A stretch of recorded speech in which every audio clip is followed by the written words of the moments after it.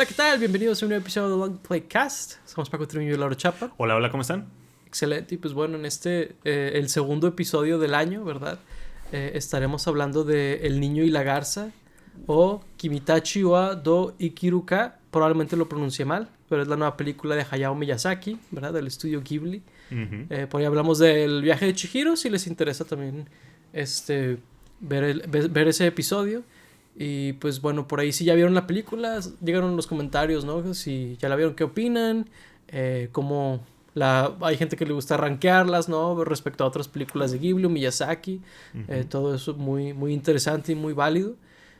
Pero bueno, estaremos hablando de la película y pues es muy interesante, ¿no, Lauro? Creo que abarca muchos de los temas que ya estamos acostumbrados a que abarque Miyazaki en sus películas, ¿no? Sí. Estos elementos de mezclar como la historia real japonesa con fantasía, con ficción, ¿no? Y muchas cosas así. Creo que esta película aborda otros temas sobre espiritualidad y otras cosas que, si bien en otras películas ha abarcado en ciertos niveles, creo que esta película es muy particular en la forma que lo aborda. Pero podremos ir hablando sobre eso a lo largo del episodio. Antes de entrar a spoilers o lo que sea, dado que la película es todavía pues muy nueva, ¿no? Sigue en el cine mientras estamos grabando este episodio. Pues empecemos por ¿qué te pareció la película? Es una película muy interesante ahí, hablando un poco sobre el tema de spoilers. No voy a spoilear, pero se me hizo interesante que empezaras con eso. Obviamente porque no vamos a spoilear al principio, pero porque esa película al principio fue muy poco, ¿cómo se dice? La publicidad de esta película te decía muy poco. De hecho, en Japón ni siquiera existían trailers ni nada más que el anuncio de que iba a haber una nueva película de Miyazaki. Creo que solamente el póster estaba ahí con el título, que es muy diferente, de hecho, el póster original de Japón que salió sin nada. Y entonces la gente fue a verla sin haber visto absolutamente nada, que yo creo que hubiera sido una experiencia bastante interesante para nosotros. No fue el caso para el resto del mundo, porque sí sacaron trailers y sí sacaron, por ejemplo, arte de la película y pósters diferentes. Entonces sí fue un poco diferente. Tampoco es como que sabía mucho. Inclusive el tráiler no te decía nada o no te decía bien de lo que se trataba la película. Pero sí creo que hubiera sido algo muy interesante estar como que 100% en ceros, ¿no? En la película. De hecho, en retrospectiva, digo yo no vi ningún tráiler como tal, pero creo que sí vi un teaser. Y recuerdo ver que está muy cargado hacia el inicio de la película. Sí, súper. De hecho, te da una impresión muy diferente sobre qué trata la película, dado eso. Pero sí, no fueron tan valientes como fueron en Japón, nada más de que texto que dice la nueva película de Hayao Miyazaki, ¿no? Claro. O sea, no fue así de bold, pero sí fue muy... sí fue bastante conservador. Sí, porque hay películas que en el tráiler dices, uy, pues básicamente no vi cómo mata al malo, ¿no? Lo que sea. Pero esta película no, sí fue más conservadora en ese sentido. Sí, y digo, quién sabe si hubiera funcionado aquí. Creo que era mucho más fácil que funcionara eso en Japón, pero me parecía como algo interesante. Digo, también es como de la tercera vez que se retira Miyazaki, ¿no? Entonces, una película de Miyazaki 10 años después de su última, yo creo que pues sí era algo como que un evento bastante importante como para que la gente de Japón fuera a verla. Que por cierto, Miyazaki ya se rumora que ya está trabajando en su siguiente película, Miyazaki. Pero bueno, por ahora sí es la última de él. Y me parece muy interesante. Sí tiene las cosas típicas de película de Miyazaki, con los temas de aprender a soportar el cambio y cosas como de la vida real, como sobrellevar un duelo o cosas por el estilo. Pero también tiene cosas como muy diferentes que siento que nunca habíamos visto en una película de Miyazaki. En particularmente el elemento tan autobiográfico de esta película. Creo que Miyazaki sacó ahora sí su película autobiográfica, como hemos visto a otros directores o escritores hacer, como Spielberg o Cuarón o Iñárritu. Esta es la película autobiográfica de Miyazaki, y se me hizo como muy curioso verlo así, porque hay varios personajes que son Miyazaki. Entonces está como curioso verlo desde ese lado, que haya escogido que esta película fuera eso.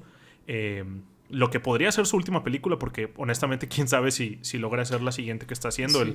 El señor ya está grande. Sí creo que ya está en una etapa de su carrera en donde obviamente no le debe nada a nadie. No. Entonces creo que está haciendo lo que quiere. Particularmente sí sentí que esta película estuvo un poquito más out there de lo que me hubiera gustado. Siento que Miyazakió demasiado en esta película. En particular siento que hay temas que no se conectan mucho entre ellos. Siento que hay toda una sección en la película que entiendo el mensaje, pero no entiendo por qué está aquí. Entonces, pues es algo de esta película que hace que tal vez no me guste tanto como me hubiera gustado. Está muy interesante ahí los temas que abordas. Algunos de ellos no sé cómo aportar sin spoilear. Está difícil. Pero algo que te comenté de broma después de ver la película, pero entre más lo pensé, es cierto, y es que me recuerda un poquito a la historia de Death Stranding, el videojuego de Hideo Kojima, que digo, sé que no te encanta, pero hay varias cosas que se me hicieron muy similares. Por ejemplo, que el autor se inserta en varios personajes y eso le da una relación muy curiosa a los personajes entre ellos. Porque tienen como que estas conversaciones casi telepáticas entre ellos de repente y tienen como estas cosas donde hay personajes que... Es que no sé cómo más expresarlo sin spoilear, pero se me hizo muy interesante, la verdad. Sí me imagino que es un poquito más difícil de seguir que otras películas de Miyazaki, pero al mismo tiempo no sé si le afecta a la persona promedio, la verdad. O sea, creo que el outline de la historia es lo suficientemente tradicional como para que no se pierda mucho entre el ruido, ¿no? Sí, está muy sencillo. O sea, creo que la historia que está intentando contar o lo que nos está diciendo, creo que lo puedes ver muy bien plasmado en la pantalla, aún sin entender como que más allá de la superficie, aún sin saber tanto de la historia de Miyazaki, como para saber que está hablando de él mismo o de sus otros trabajos, etcétera. O sea, como si fuera la primera película que hubieras visto de Miyazaki y si no supieras nada de él, creo que tampoco es necesario todo eso como para entenderle a la película siquiera. Pero, no, claro. Pero sí, o sea, creo que es bastante sencilla. Creo que es una película que creo que hay que ver varias veces. Digo, creo que eso es algo que se dice mucho de películas complicadas, entre comillas, o que tienen como muchos elementos, pero realmente en películas de Ghibli yo creo que sí es muy válido, porque con muchas películas ha cambiado mucho cómo me siento sobre una película al verla muchas veces. Digo, acabamos de hablar de Chihiro y ahora pienso que es una película perfecta, ¿no? Entonces, quién sabe si después de ver esta película más veces pueda pensar algo similar, porque sí creo que las películas de Ghibli, de Miyazaki en particular, tienen un elemento más grande que la vida como artístico, realmente artístico. Entonces, pues sí creo que pudiera cambiar mi percepción de la película viéndola más veces. Sí, no lo dudo. La verdad es que yo también quiero volver a verla. Ahorita no voy a poder porque la verdad sí hay varias películas que quiero ver que están en el cine.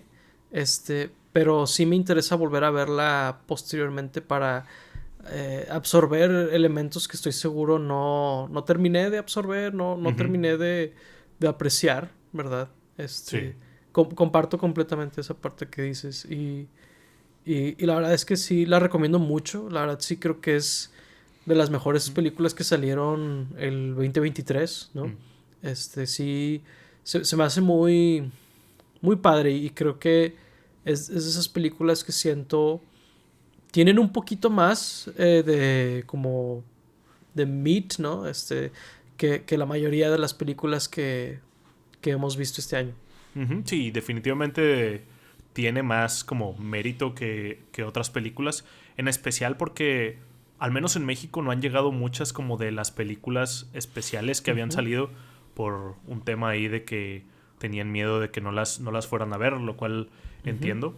Pero sí, o sea, como de lo mainstream del cine, ¿no? Que Ghibli no podría ser más mainstream. Pero sí, definitivamente sí tiene como más carne, como tú decías. Y creo que en el aspecto técnico, pues no se queda atrás de ninguna de las películas de Ghibli que hemos visto. Está precioso el arte de esta película.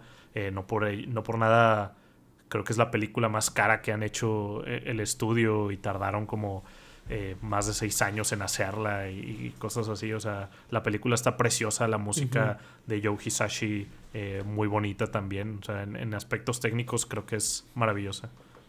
Sí, es muy interesante ver, sobre todo porque acabamos de hablar de la de Chihiro, ver cómo la tecnología ha cambiado mucho, ¿verdad? Donde todo era como muy análogo, ¿no? En las películas anteriores. Y aquí está muy interesante cómo intentan conservar ese color como medio, pues no tan saturado, ¿no? Intentan mantener este movimiento muy fluido, estas animaciones que son como muy elaboradas, pero el detalle no es tan grande, particularmente en los personajes, pero en el entorno sí. Entonces es muy interesante cómo intentan como conservar las convenciones de la animación tradicional en la era digital, ¿no? También pues, por ahí hay unas cosas que son 3D, que están diseñadas para parecer 2D y todo eso. La verdad sí, se me hizo muy, muy bonita la película de inicio a fin. Creo que es un elemento muy fuerte de la película. Sí lo es. De repente tienen ahí unas secuencias en donde hacen las líneas como más gruesas, dándole un estilo como de sueño, como de otro mundo. Que digo, eso no creo que sea un spoiler de que hay un mundo fantástico en una película de Miyazaki. Espero que no. Sí, no. Entonces, sí, hacen cosas muy interesantes con lo visual. Sí, es muy, muy interesante la película. O sea, sí creo que es de las que utiliza su medio como en su máxima expresión, ¿no? Creo que hablábamos de algo similar con la de Pinocho de Guillermo del Toro el año pasado. Sí. Ya antepasado, creo. Entonces, o sea, sí, creo que es de esas películas animadas que dices, utilizó, le sacó el mayor provecho posible a su medio. Y eso siempre es algo muy padre de ver. Definitivamente. Sí, pues digo, no sé qué tan spoiler sea meternos un poquito en algunos personajes. Creo que está muy, muy interesante cómo los personajes son tal vez inclusive un poquito más complejos que en otras películas de Miyazaki. En el sentido de que, pues, digo, sí cumplen algunos tropes, pero al mismo tiempo creo que algunas de las como situaciones en las que pone a los personajes son lo suficientemente complejas como para que puedas identificarte un poquito más en cada uno de ellos, donde a lo mejor en algunas otras películas te apalancas más del protagonista, hablando de las películas de Miyazaki. Ajá. Y se me hizo interesante también ese elemento de la película. Algo muy, muy particular que Miyazaki no hace es de que el protagonista es hombre. Por lo general, en las películas de Miyazaki, el protagonista es una mujer. Creo que esa fue de las primeras como hints a que era un inserto ahí del autor, el personaje principal de Mahito.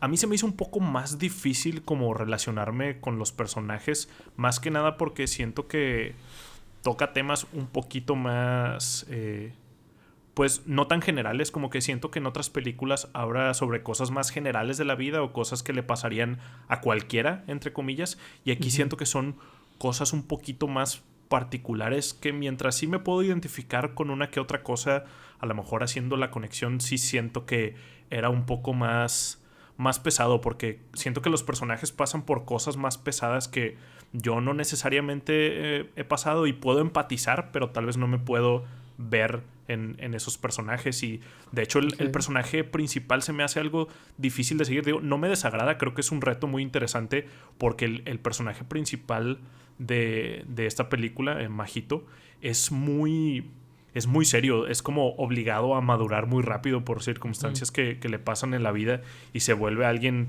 pues como un señorito, a pesar de su edad, que creo que tiene 12 años o no me acuerdo cuánto dijeron. Y pues es Sí, no como me que acuerdo. alguien muy maduro, muy estoico, muy serio, cuando los personajes principales en películas de Miyazaki suelen ser como que muy alegres, muy Ujú. positivos, aun y cuando les pueden pasar cosas y obviamente tienen matices y en las películas tienen arcos, por lo Claro. general son más como que upbeat o algo así. Y Ujú. este sí es como muy, muy serio, pero pues por lo que le ha pasado, ¿no?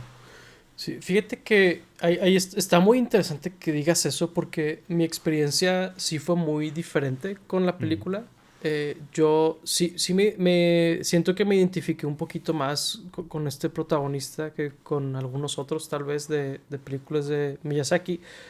Eh, Digo, sí creo, tal vez sí suena un poco familiar de que soy un poco serio y todo eso, mm, pero en general creo que las cosas por las que pasan los personajes se me hacen como problemas muy humanos. Por ejemplo, habla sobre las consecuencias de la guerra, ujú, querer rehacer tu vida. eh, a lo mejor ahorita ya podemos empezar a meternos a spoilers. ujú, Sí, ya pasaron 15 minutos. Pues ya, que pues el niño pierde a su mamá al inicio de la película, ¿no? Este, y el papá que intenta rehacer la vida después de que fallece su mamá, ve ujú, la resistencia del hijo, luego está la hermana, ¿no? Que es de la nueva pareja, no sé si ujú, esposa ujú. del señor, que ella quiere poder como comunicarse con el niño, pero ve la Claro. resistencia, no lo puede culpar al mismo tiempo, ¿verdad? No, o sea, se me hacen, a pesar de que son cosas que a lo mejor yo personalmente no he vivido, ni siquiera soy papá, ¿no? Mucho menos, este, o sea, muchas de las otras cosas que han pasado, que le pasan a los personajes de la película, al mismo tiempo se me hacen como problemas cotidianos que gente que conozco ha tenido, ¿no? Ujú. Entonces, sí se me hizo que están aterrizados de una manera muy eh, palpable, que a lo mejor en otras películas no siento que llegue a ese extremo. Mm. Entonces, sí es un elemento que siento yo mucho de esta película, que sentí muy reales a muchos de los personajes de la película. Ujú. Sí, definitivamente se sienten como muy reales. Nada, nada se siente como que no podría pasar eso en la vida real o algo por el estilo, ¿no? Hablando de todo lo que no sea un elemento fantástico, definitivamente los personajes se sienten como personas reales. Ahí sí me llamó mucho la atención. Digo, es algo que ya he visto en otras películas de Ghibli en donde no sé si es algo cultural o algo así, pero de que casarse con la hermana de su difunta esposa, o no Ujú, casarse, digo, porque como dices, no sabemos si es su nueva esposa, pero ujú, juntarse o tenerla ahí como de nueva ujú. pareja se me hace un poco Sí. extraño, pero te digo, no sé si es algo Sí, cultural o algo de Japón. me imagino que es algo cultural, porque también fue algo que me brincó y como que emocionalmente me resistí un poco a aceptar, ¿no? Como que, Ujú. espera, es la hermana de la mamá. Sí. Cuando el niño dice de que, oh, es igualita a mi mamá y yo Ujú, de que, ok, o sea, puedo ver por qué la inserta, ¿no? A su ujú. mamá como que... Y luego es de que, es su hermana, es de que, what? De que, Sí, ¿qué wow. pedo? De que, Que digo, supongo que eso puede ayudar a que tú también sientas como que esta abrasividad de Majito de pues no verla como su mamá o ajá. su nueva mamá o lo que sea, porque Sí, por eso, pero tal vez fue un poco de más ujú, o como digo, algo sí, cultural. sí. Me imagino tal vez que es algo cultural. Y de hecho, fíjate que reflexionando, me pregunto si Majito no la llama la esposa de mi papá. Digo, porque sabemos por qué no la llama su mamá, porque su mamá es otra Claro. persona para él, ¿verdad? Ujú, Pero no la llama la esposa de su papá, le llama la que le gusta a su papá. No le llama ni siquiera su novia ni su pareja, es de que la que le gusta a mi papá, ¿no? O sea, mm, está interesante. Digo, no sé si fue algo de los subtítulos, o algo por el estilo, puede ahí ser. que lo interpretaron curioso, pero Ujú, lo que sí me dice es esta resistencia a aceptarla en su vida, ¿no? ujú. Que, Sí. que sí va muy acorde al resto de la relación que tiene con ella. Ujú. Sí, de hecho, que viene siendo uno de los dos temas centrales, diría yo, de la película. Esto de Ujú, como que aceptar el cambio como la nueva vida que iba a tener Mahito y pues esta relación madre o nueva madre e hijo que iba a tener con esta persona. Es como que una de las cosas principales que a lo largo de la película Mahito tiene que aprender o aceptar o es de lo que le van a hablar durante su viaje místico. Sí, es muy interesante cómo este tema del aceptar el cambio en esta película es a través del conflicto, ¿no? Uh-huh. Porque como es los cambios que trae el estar en guerra, ¿no? A la vida de las personas, eh, desde el ángulo que esta película lo agarra, ¿no? El tema Sí. del cambio. Y se me hizo muy interesante porque a lo mejor en papel suena similar a otras películas de Miyazaki, pero en Uh-huh. práctica es muy diferente.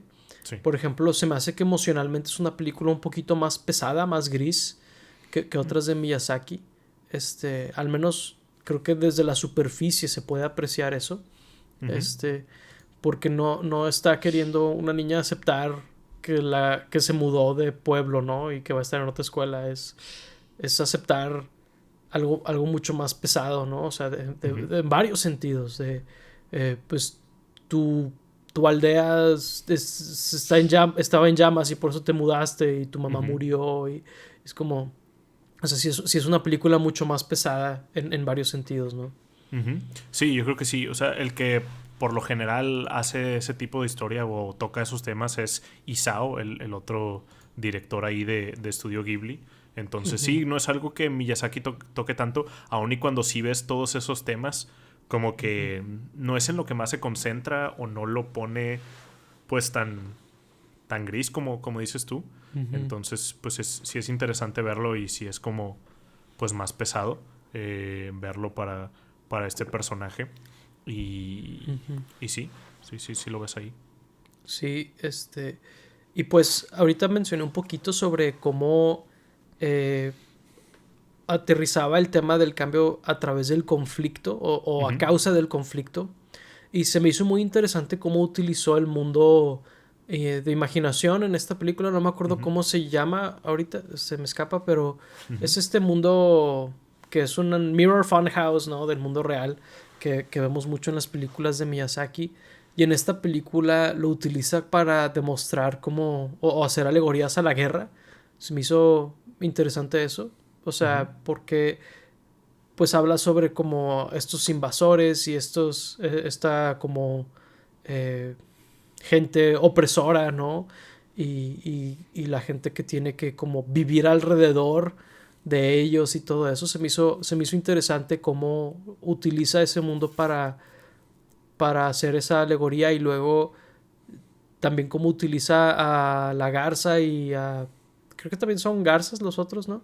Este, Pelícanos. los pelícanos, ándale, eran pelícanos, para decirte que pues ni siquiera los opresores o lo que sea están contentos porque a ellos también les está yendo muy mal porque ellos tampoco decidieron estar en la guerra, ¿no? Ujú, Se me hizo muy interesante cómo hace esos paralelos a lo largo de la película con este mundo de fantasía. ujú. Sí, ese mundo lo toman como esta torre que está como que en el mundo real y la cual ha estado ahí desde hace mucho tiempo, que después nos revelan que al parecer cayó del espacio o algo así. Ujú. Pero Sí, pues sí, así sí. es como conecta como este mundo con este otro mundo que dices que después al parecer está lleno como que de otras dimensiones y otras como pues como si fuera un multiverso o algo así, porque está Ujú, como que lleno de ventanas hacia otros mundos, que son puertas. ujú, Entonces sí, está interesante cómo lo usa. Ahí siento que es donde me perdió un poco, curiosamente, con el mundo mágico, que siento que es donde a lo mejor otras películas de Ghibli empiezan cuando empiezan a hablar de lo mágico. Aquí siento ujú, que me perdió un poco porque sentí que mientras sí hay cosas que Majito ve en relación a lo que está viviendo de su tía, su nueva mamá, lo que ujú, sea, y la muerte de su madre y todo esto, sentí que como esas cosas de la guerra o todo lo del tío abuelo que era como que el creador de este mundo, sentí que no era algo que Majito necesitara ver o aprender, o como que no tenía mucho que ver con su historia. Se me hizo como extraño, se me hizo como que intentó hablar de demasiadas cosas en ese momento con lo de la torre. Digo, sí está interesante cómo hace esas alegorías o cómo nos da esas lecciones ahí con lo de los pelícanos y todo esto. Pero de repente sí me perdía mucho, por ejemplo, como dije antes, tal vez la tenga que ver muchas veces más como para entender un poco mejor las conexiones de esas cosas o de qué hablaba. Pero todo esto con lo de los espíritus estos que después iban a nacer en el mundo real y todo. También de que cómo funcionaba la garza o qué era realmente la garza, porque aparte sale muy poquito la garza, que es una de las cosas extrañas para una película que se llama El niño y la garza.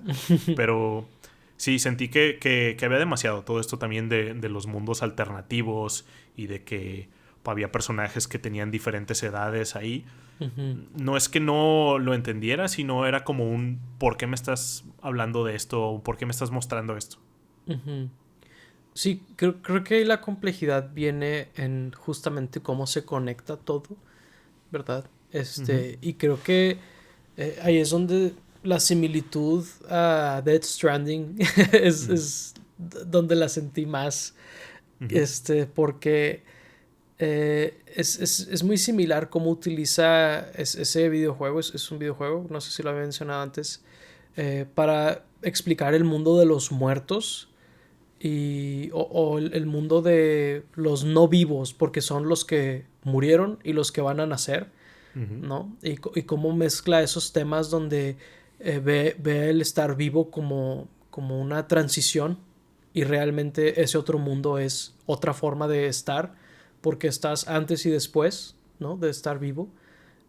Y esa es una conexión muy interesante que vi con ese juego. Y me pregunto, digo, ahí sí disculpen la ignorancia, pero si es un tema que la ficción japonesa o las religiones japonesas, no sé, aborden mucho, porque sí se me hizo interesante cómo lo abordan muy similar este estado de donde básicamente el estar vivo es la anomalía, ¿no? Realmente estás no nacido y muerto, ¿no? Más tiempo que vivo. Básicamente es como interpreté ese aspecto que mencionabas de estos seres que están en el mundo y que van a nacer y van al mundo, ¿no?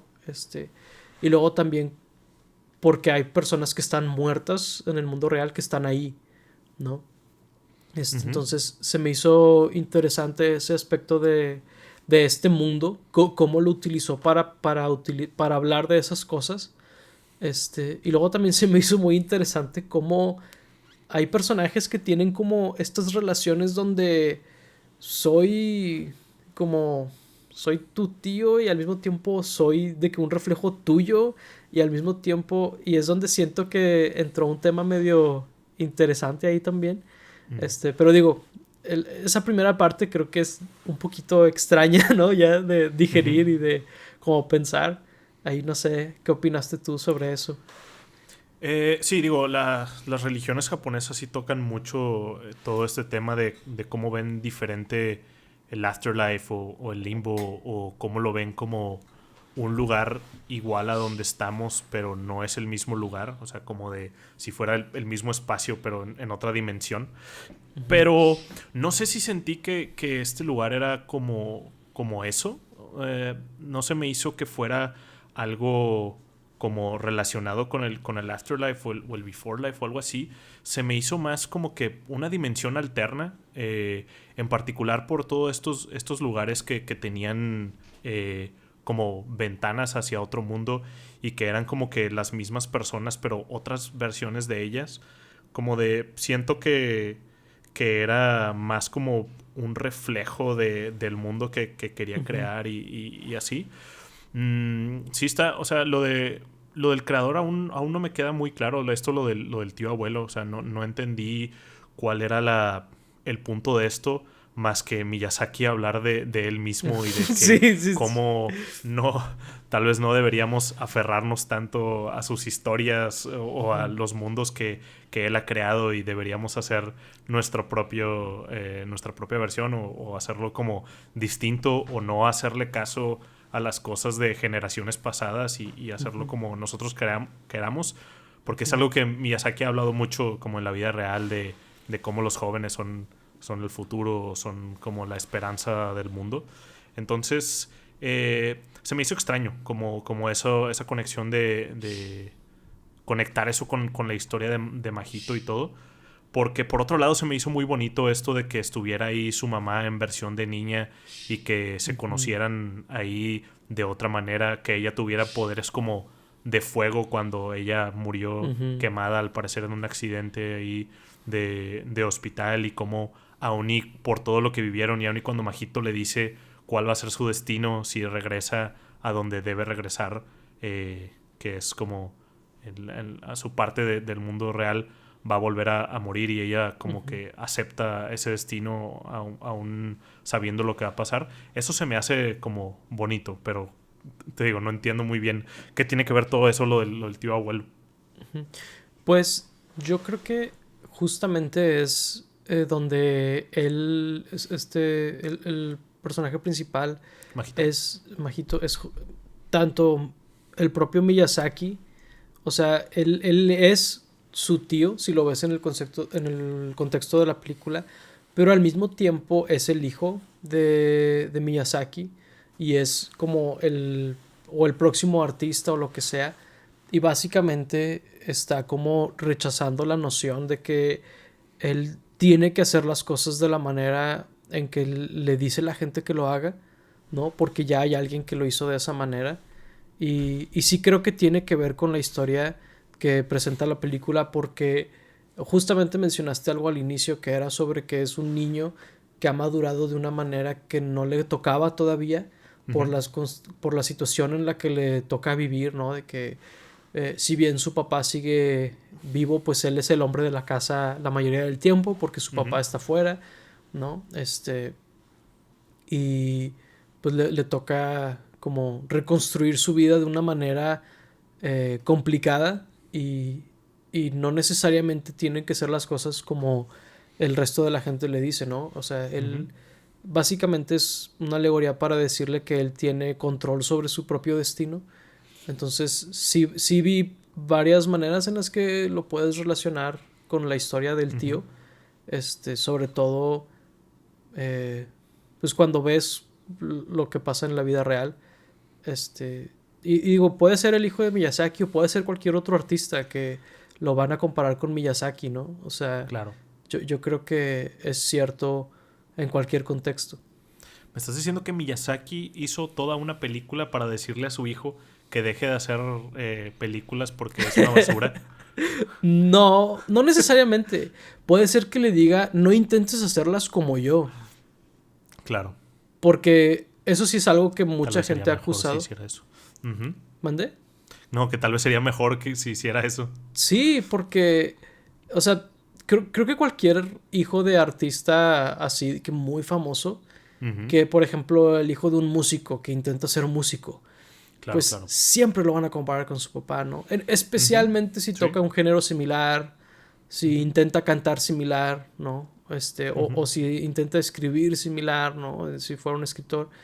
Y pues yo sí creo que el hijo de Miyazaki me atrevo a decir que no medio intenta imitar a su papá. La verdad es que lo imita bastante. Y a lo mejor el papá está utilizando esta plataforma para de alguna manera decirle, sé tú mismo. Porque por lo poco que he leído, no tienen una relación particularmente buena. No sé si diría que lo odia, pero definitivamente no ha dicho cosas muy buenas sobre él. Entonces sí creo que puede ir por ahí. Sí, siempre ha habido ese rumor de que lo odia por... Creo que todo viene desde la película de Tales from Earthsea, que fue la primera de Goro, que al parecer lo negreaba mucho Hayao o que lo trataba muy mal y entonces por eso la gente piensa eso, pero creo que solo es un rumor, no sé si necesariamente sea así. También digo, muchas de las películas que ha dirigido Goro han sido escritas por Hayao, entonces no ayuda mucho eso. No sé si Goro sea escritor de guiones, creo que él no ha escrito ningún guión. Entonces está interesante si es el caso que le está hablando tan directo a Digo, él. puede ser a su hijo, puede ser a otro artista, puede ser Sí. a sí mismo, porque también veo elementos Sí. de eso donde está medio comunicándose con sí mismo de... A Miyazaki también le afecta que lo comparen sus películas nuevas con lo que hacía antes, ¿no? Claro. Creo que también está ese elemento. No, y él es Majito por las cosas que le pasan a Majito. Son cosas que le pasaron a Miyazaki. Todo esto de que se murió su mamá. Digo, no se murió de la misma manera, pero también la perdió en algún punto de su vida. Creo que tuvo que cambiarse de donde vivía por la guerra. Tuvieron que irse al campo. Todas estas cosas son cosas que vivió Miyazaki. Entonces es de que Majito es él. Pero sí, se está como interesante ver... cómo está utilizando esto, como tal vez le está hablando a todos o es al que le caiga el saco, ¿no? De que el que quiera utilizar esto o el que pueda interpretar esto a su manera, pues es bienvenido, ¿no? O también, como dices tú, a él mismo. Por eso decía al principio que es muy interesante si esta es su última película, que se esté despidiendo de esta manera, como del cine o de sus películas. Es como va a ser muy interesante verlo así como toda su carrera de que terminara aquí. Sería como muy interesante. Sería muy interesante, sería poético. Quién sabe si sea como suceda. Ciertamente no parece ser la intención de él. Y digo, esa es una manera como más puntual de verlo, ¿no? De que Miyazaki está hablando sobre sí mismo, pero creo que puedes tú aterrizarlo a tu relación con tu figura paternal o maternal, ¿no? O sea, o con alguien que admiras o que aspiras a ser como ellos, ¿no? Como tus héroes, ¿no? En aquello a lo que te dedicas. Y es como liberarte sobre la presión de eso, porque creo que las culturas hispanoamericanas también somos un poquito como que la presión de estar a la altura de lo que hicieron los que vinieron antes que tú, ¿no? Claro. Sí creo que hay varios elementos que tú puedes aterrizar más allá de la historia del propio Miyazaki, ¿no? Puedes tú aterrizarla a cualquier otra cosa. Sí, creo que ahí es donde siento un poco la desconexión, en donde no puedo dejar de ver a Miyazaki en los personajes y tal vez no me deja como verme a mí mismo o empatizar más con los personajes porque solo siento como el reflejo de la carrera o de la vida de Miyazaki. Creo que ahí es donde tal vez no disfruto tanto o no lo disfruté tanto en esta ocasión por lo mismo. Ya. Sí, pues la verdad es que ahí sí creo que va a depender mucho de la persona que va a la película, ¿no? Claro. Qué tanto pueda aterrizarla a su propia experiencia o alguna experiencia de alguien que conozcan o algo por el estilo. Pero sí se me hizo muy interesante la película, sí se me hizo muy emotiva también en varias partes y creo que últimamente tiene un mensaje muy positivo sobre ser tú mismo y luego también sobre aceptar que las cosas cambian porque pues es básicamente lo único que tenemos seguro, ¿no? Y se me hizo muy, muy interesante, la verdad, muy padre. Sí tiene este mensaje sobre ser tú mismo, sobre cómo aceptar el cambio o cómo sobrellevar el cambio y cómo tal vez acercarte más hacia una persona después de vivir cosas como pesadas o traumatizantes inclusive. Ahí lo que pasa con su tía durante la película. Sí tiene mensajes como bonitos la película. Y yo creo que sí te puedes llevar algo bueno y sí es como interesante ver cómo es que comunica estas cosas en la película. Sí, está muy interesante. Sí creo que es una película que voy a tener que seguir viendo para seguir viendo otras cosas sobre ella. Sí. Pero bueno, ahí creo que es una buena oportunidad para preguntarles a ustedes también, ¿no? De qué se llevaron de la película cuando la vieron. Porque pues por aquí pueden ver que si bien ambos disfrutamos la película, tenemos takeaways muy diferentes, ¿no? Hasta un poquito sobre de qué trató, ¿verdad? Entonces, muy, muy valioso ahí si tienen sus perspectivas, ¿no? Que nos hagan saber ahí en los comentarios. Pero sí, creo que esta es una película muy contemplativa, tal vez un poquito diferente en ese sentido a otras películas de Miyazaki, por ahí, ¿verdad? Pues sí dicen mucho de que las películas de Miyazaki no se ven, se viven. Y creo que sí puedo ver eso, o sí puedo entender eso. Porque en particular ahorita, por ejemplo, si ahorita me pusiera a rankear las películas de Miyazaki o de Ghibli, inclusive, creo que esta estaría muy hacia abajo de mi lista en las películas de Miyazaki. Sobre todo porque me gustan muchísimo, o sea, la mayoría me llegan mucho y las siento como muy personales, inclusive algunas que no he visto muchas veces, como desde la primera vez que las veo puedo ver, o sea, me han llegado o me han gustado mucho, y esta sí he estado batallando. Entonces sí, es interesante como ver eso, o ver cómo cambia en general mi percepción o la percepción de la gente hacia esta película. Sí, va a ser muy interesante. Yo sí también me pregunto ahí cómo va a ser percibida esta película en algunos años. Yo no sabría rankearla, la verdad es que a mí sí se me dificulta mucho rankear las cosas en general. De hecho, ahorita estamos como viendo nuestros rankings para cerrar el 2023, ¿no? Y la verdad sí ha sido un ejercicio complicado para mí, pero ahí hablaremos de eso en su momento, ¿no? Claro. Sí, pero bueno, ahí pues agradecemos mucho que hayan escuchado este episodio. La verdad, una película que recomiendo mucho ir a ver. Ahorita la verdad sí, se tardó bastante en salir esta película en México, entonces ahí sí, si no han tenido oportunidad de verla, chéquenla. Creo que en algunos países de Latinoamérica apenas va a salir en enero, entonces ahí si tienen chance véanla. Ahí no sé si tengas algo más, Lauro. No, definitivamente véanla si pueden. Si ya la vieron, díganos qué opinaron o qué se llevaron de ella. Y pues gracias. Gracias por ver este episodio. Sin más por el momento, pues gracias Paco Tirmiño y Lauro Chapo. Gracias por escucharnos. Hasta la próxima. Bye bye.